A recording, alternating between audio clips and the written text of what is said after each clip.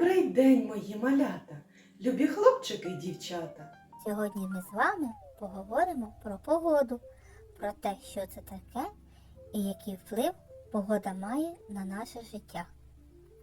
Погода – це стан нижнього шару повітря у даній місцевості та у даний час. Наша планета оточена повітряною оболонкою, атмосферою. Погода – це поєднання температури повітря, хмарності, опадів, вітру та вологості. Все це досліджують фахівці, які називаються метеорологи. Роблять вони це за допомогою метеорологічних приладів. Дощ, сніг, град, роса, туман та іній – це все атмосферні опади, за якими ми можемо орієнтуватись про стан погоди. Деякі явища природи мають свої характерні звуки, тому пропоную вам дидактичну гру «Пізнай явище природи за звуком».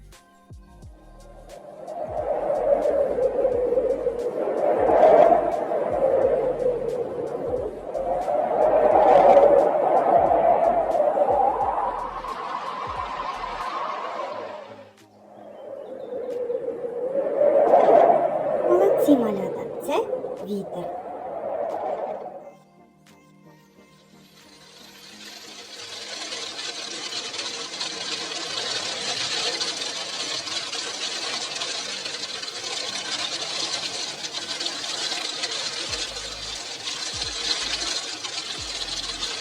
Це звичайний град.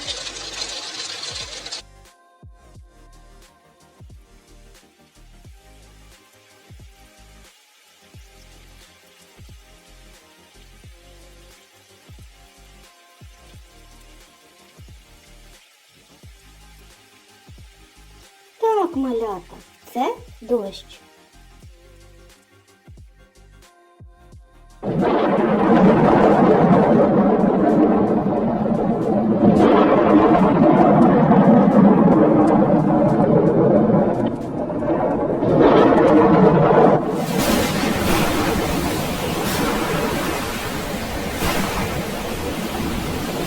Незвичайно, це гроза. Малята, у давнину, коли ще не було метеорологів, наші бабусі та дідусі намагались передбачити погоду і зібрали безліч прикмет, які їм у цьому допомагали.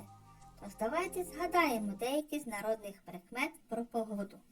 Дуже цікаво навесні спостерігати за тваринами, комахами та птахами.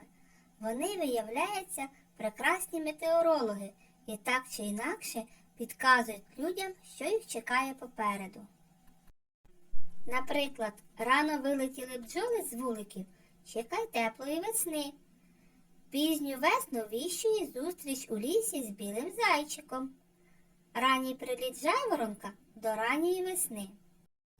Коли птахи гнізда в'ють на сонячній стороні, то буде холодне літо. Якщо зозуля кує на сухому дереві, чекайте морозів та багато інших.